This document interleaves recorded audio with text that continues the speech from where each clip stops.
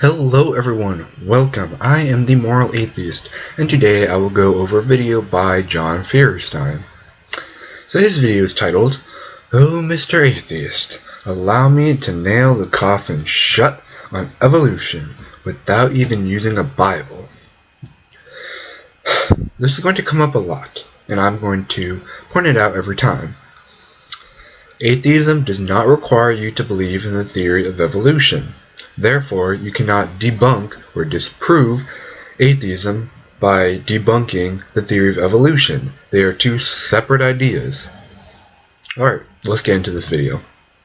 Feuerstein here. So I've been issued a challenge to publicly prove that God exists and that atheism and evolution are illogical and just plain don't make sense. And Okay, so hold on to what he just said. He said that he would prove that atheism and evolution are plain illogical. So hold on to that. without using a Bible, so here we go. You know, it's funny because a lot of times people that don't want me to use a Bible, they say things like, oh my God, I mean, that's just so illogical. I mean, evolution is the only logical explanation. That was judgmental. That was prejudice. That was stereotypical. Do you think Jesus would have imitated people who disagree with him like that?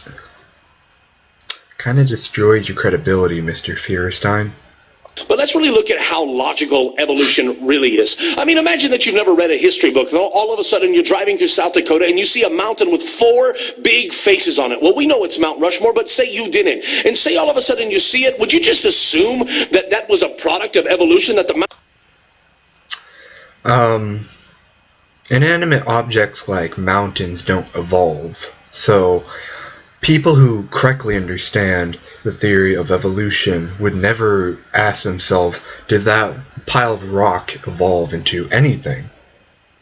mountain had just evolved that way? Or would you think that maybe that there had been an artist or a designer that had somehow carved those faces into that mountain? I mean, I want you to really think about it. Think about the house that I live in, or that even you live in. Think about the car that you drive. Those are complex beings. I was not notified about a change in the definition of being that it started including inanimate objects such as a house, Mount Rushmore, or a car. And yet, each one of them has a blueprint. I mean, do you really think that the human body was built without a blueprint? Especially looking at DNA. The fact that inside of you that there's a 3 billion letter code that specifically tells exactly how you're made up. Doesn't that prove intelligent design? The fact that your body has a blueprint?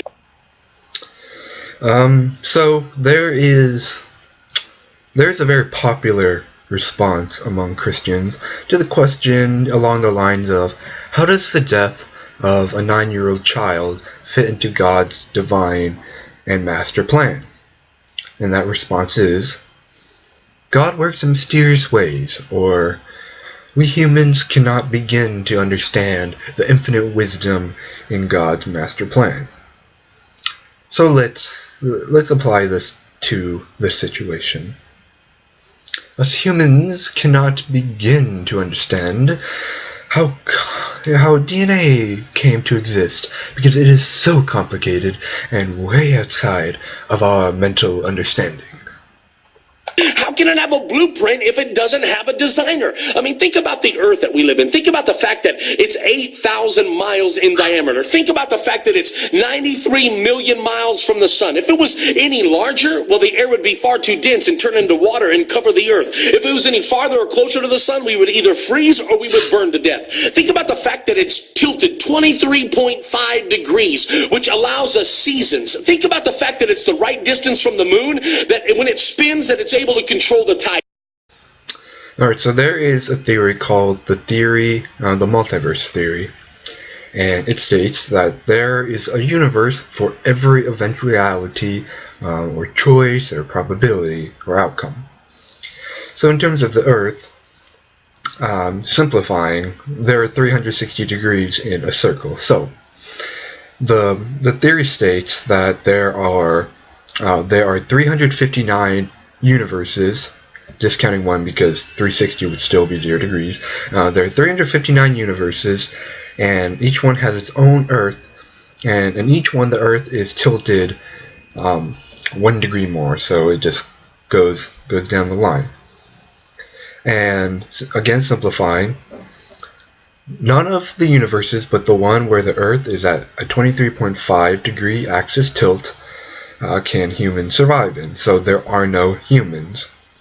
So in our universe, which happens to be the 23.5 universe, because of course, if we're in the 23.5 universe, of course we're going to ask, how did the Earth get at exactly 23.5 degree tilt so that it could sustain life? Because if we weren't in the 23.5 degree universe, we wouldn't be around to ask that question. Think about the fact that the atmosphere is 78% nitrogen and 21% oxygen. I mean, even Stephen Hawking, the great physicist, had to admit that the universe and its laws of physics seem to be specifically designed for us. Alright, so before I go any further, I haven't looked up the Stephen Hawking quote, but let's assume that Mr. Feuerstein has done his research, which he hasn't done for something that will come up in a short bit. But so, let's assume that Mr. Feuerstein is accurately reporting this quote by Stephen Hawking. So he's using it to further advance his argument. But who's us? Humans? Homo sapiens? Let's say he's referring to Homo sapiens. Neanderthals were on the Earth before humans, before Homo sapiens. Now let's say he's talking about humans in general. Humans were far preceded by spiders and dinosaurs and many other life forms. So if the Earth was designed for us, why do we take millions of years to populate the Earth? And not even populate the Earth, just have a human. The Earth was around for millions of years before a human even existed on it. So why did we wait? Now think about this. When it comes to evolution, the one reason that evolution can never match up with science? Evolution doesn't need to match up with science. It actually can't match up with science, as you said, but for a different reason. Because it is science. It doesn't match up with what it is. Is that an organism has never been shown to gain genetic information. So how could something evolve from an atom, well, to a human being? Mr. Feuerstein, do you understand what the theory of evolution says? An atom is not a living object. It is not an organism. It is the basic building block that all things in our universe are made out of, like you, me, and the viewer. So an atom doesn't evolve at all. It certainly doesn't evolve into something bigger. How could it become molecule to man? Again, molecules don't become men. Men are made out of molecules, and so are women. You know, I realize that there's a lot of people out there that draw pictures of apes and they're just this evolution into humans, but I could do the same thing with a flower and a windmill. But it doesn't mean that it's true. It's a good artist and a good story. Mr. Feuerstein, this sounds a lot like religion, especially Christianity, because, you know, Islam and Judaism were around way before Christianity. Especially with Judaism, Christians say that Jesus was the Son of God, Jews say that he was a prophet at best, a heretic at worst. Different story, an interesting story, I'll give you that, but doesn't make it any more true, as you have just stated. But the fact is that there's not one organism that has ever shown us that it has added genetic information. In fact, science has actually proven that organisms lose genetic information over time. So how could something evolve when it's actually in the process of devolving? Another nail in the coffin of evolution? Well, this is just plain and simple. It's never been proven that life can come from non-life. If you're wearing headphones, please turn down your volume. Oh my god. Oh, Mr. Feuerstein, where do you do your research? A living thing can't come from a non-living thing? Humans!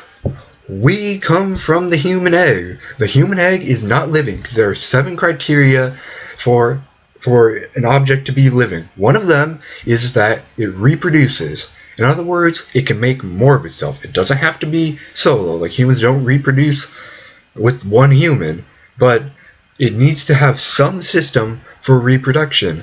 Human eggs don't reproduce, therefore they are not alive. But if you take a sperm from a male human and then it fertilizes the egg, and then the egg goes to the uterus, and then it turns into a fetus, and then blam, it turns into a human. Are you saying that humans aren't living? Am I not alive? Is the viewer not alive? Are you not alive? So where are you doing your research that you can say, well, things can't become living from non-living things? Should I even bother going through the rest of this video? End of story. Okay, this is nitpicking, but atheism is not a story. Religion is a story. Atheism is saying that your story is false. Now, I want to tell you today that you have been designed by a God that loves you, a God that loves you and will send you to burn in eternal flame for eternity, and you will cry and you will have tears and you will never have a break because you didn't believe in the sun. is life. And maybe today you're feeling inside of your heart, well, that you're just dead and you just feel down and you feel depressed. You just feel like you don't have any life left inside of you. I want you to know that through a relationship with Jesus Christ, that you can have that life yet again, that you can feel overjoyed, that you can feel full of peace and love and joy and happiness and all of these things. I was in your same condition not long ago, but now his love has filled me overflowing, and I feel the way, the truth, and the life, which... Alright, let's think about this for a moment. So you can, well, actually, okay, here's a picture of Mr. Feuerstein in the video. So he's wearing a bald cap that's baseball. The logo's right on the front, and he lives in a house, as he so kindly stated. And okay, so this man who lives in the United States, who has the time to spend watching baseball, there's a fan in the background that's running. You can't see because I only have audio, but he has electricity. Why would God, if he's so loving of humanity, pick this guy who, okay, no offense to you, but you have some calories in you. Why would he pick him over starving children in Africa? I think they need to feel his love a bit more than this guy. Is Jesus Christ. I want to promise you today that if you just begin a conversation with him, he's waiting to talk with you. Oh, okay. All right, let's test this out.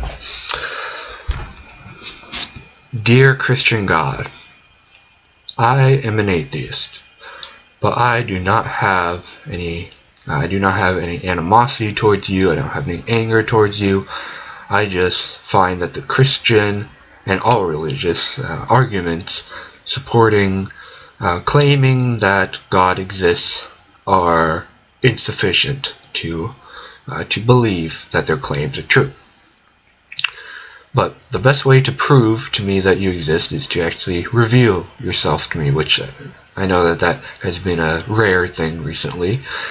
So I will wait a few seconds for you to reveal yourself to me.